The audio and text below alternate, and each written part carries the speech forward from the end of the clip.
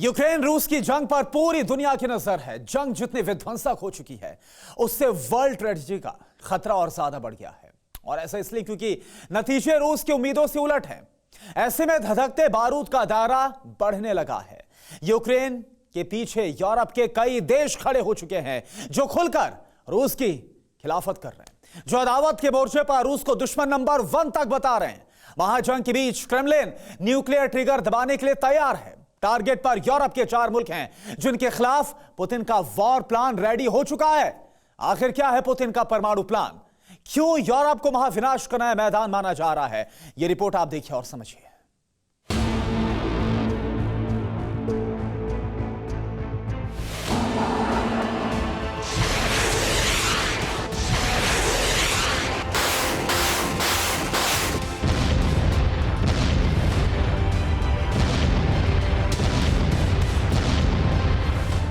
दुनिया के 7 महाद्वीपों में से एक है यूरोप।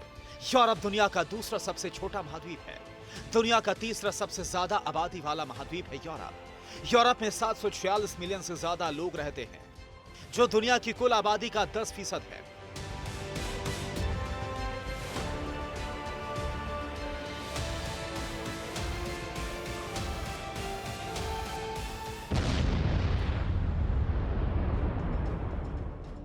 यूरोप पर मॉस्को की न्यूक्लियर टेस्ट बुक रेडी है।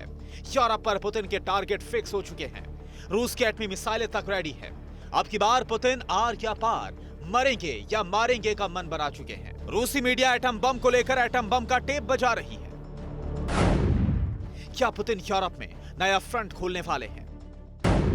यूरोप पुतिन को क्यों अखर रहा है? यूरोप के कितने मुल्क रूस के एटमी टारगेट पर हैं? यूरोप पर पुतिन की न्यूक्लियर फाइल डिकोड।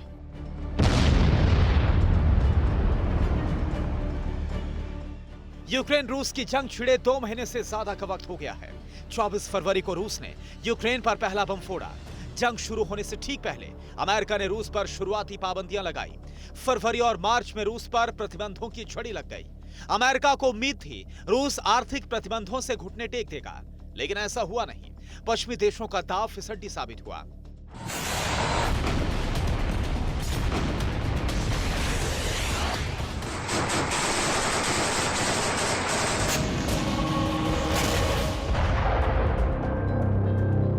दांव यूरोप पर भी खेला गया। वो यूरोप जहां 44 मुल्कों का दबदबा है। यूक्रेन जंग को लेकर यूरोप 2 धड़ों में बटा। पहल यूरोप के सबसे बड़े मुल्क फ्रांस ने की। फ्रांस ने रूस को आर्थिक युद्ध को न्यूक्लियर वॉर में बदलने की धमकी दी।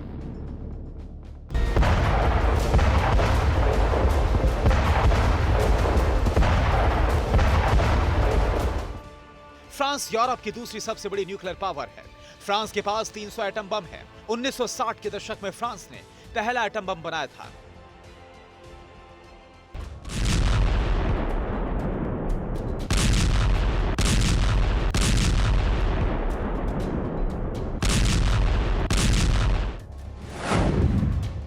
फ्रांस के साथ रूस के रडार पर और भी मुल्क हैं, खासकर जर्मनी, मोल्डोवा, फिनलैंड और स्वीडन।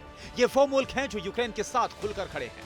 ऐसे में सवाल उठने लगे हैं कि क्या रूस विक्ट्री डे से पहले यूरोप में जंग का नया फ्रंट खोलने के लिए रेडी है?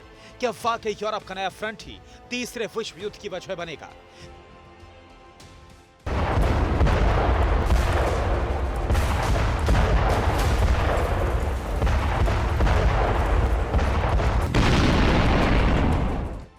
जर्मनी, मोल्डोवा, फिनलैंड और स्वीडन का नाम क्यों पुतिन न्यूक्लियर टेक्स्ट बुक में शामिल कर चुके हैं? यूरोप में परमाणु जंग छिड़ने की आशंकाएं क्यों बढ़ गई हैं? यूरोप का कौन सा मुल्क किस वजह से रूस की एटमी मिसाइलों के टारगेट पर है? यह जानना भी जरूरी है। टारगेट नंबर 1, फिनलैंड और स्वीडन।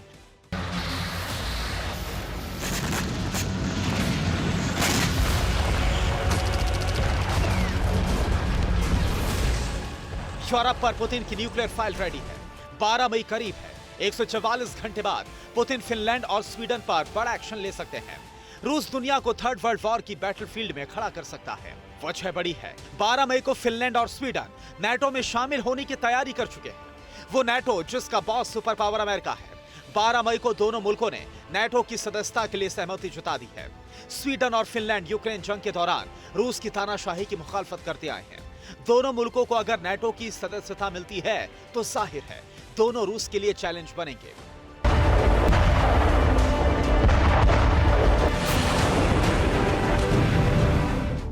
यूरोप में एटमी वॉर की आशंका ऐसे ही नहीं बढ़ी। रूस स्वीडन और फिनलैंड को नाटो में शामिल होने के नतीजों के बारे में चेतावनी दे चुका है।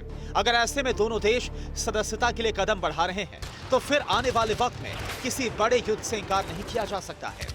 याद कर रूस यहां तक धमकी दे चुका है कि अगर फिनलैंड या स्वीडन नाटो में शामिल होने का फैसला करते हैं तो रूस बाल्टिक देशों और स्कैंडिनेविया के करीब परमाणु हथियार तैनात करेगा।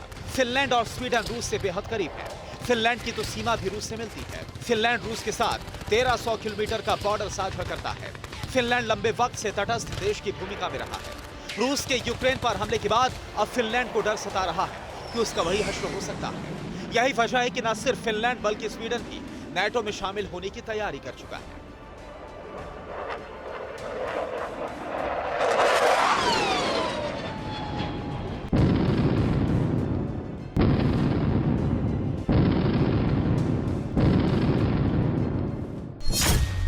Target number 2 Moldova.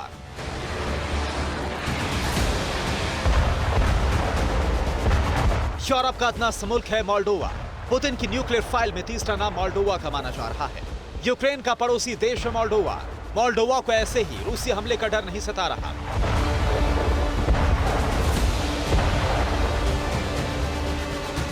मोल्डोवा के ट्रांसनिस्ट्रिया इलाके में 25-26 अप्रैल को बम धमाके हुए।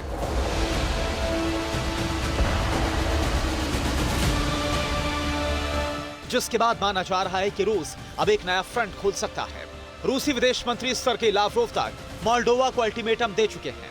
रूस धमकी दे चुका है कि मोल्डोवा को अपने भविष्य की चिंता करनी चाहिए।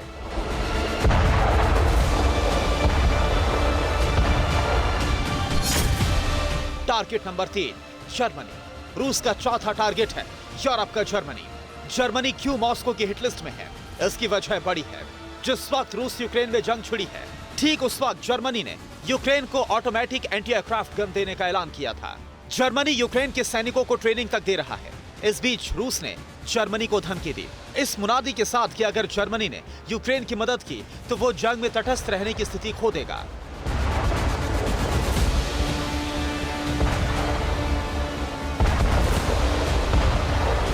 इधर यूरोप पर जंग के बादल मंडरा रहे हैं, उधर मॉस्को में विक्ट्री डे की तैयारियां चल रही हैं।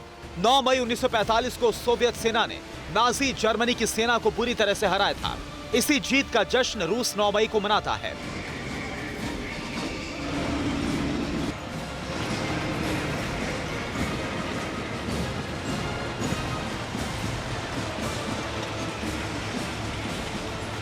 जर्मनी, स्वीडन, फिनलैंड और मोल्डोवा रूस के टारगेट पर है। मोल्डोवा के अखबार विध्वंसक जंग की हेडलाइन से पटे पड़े हैं।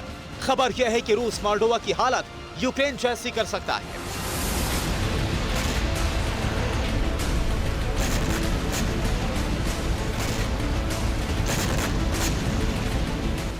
यूएस इंटेलिजेंस की रिपोर्ट में दावा है कि पुतिन 9 मई को महाजंग का ऐलान कर सकते हैं।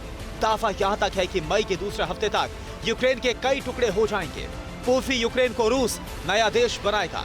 ऐसे में कयास लगाए जा रहे हैं कि अगर मॉस्को ने यूरोप के 4 मुल्कों के खिलाफ जंग छेड़ी तो महाजंग का बिगुल बजना तय है।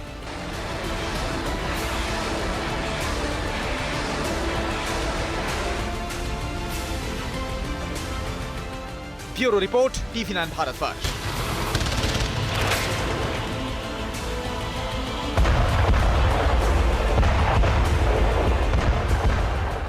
अड़ी सोमवार से शुक्रवार शाम 6 बजे सिर्फ TV9 भारतवर्ष पर।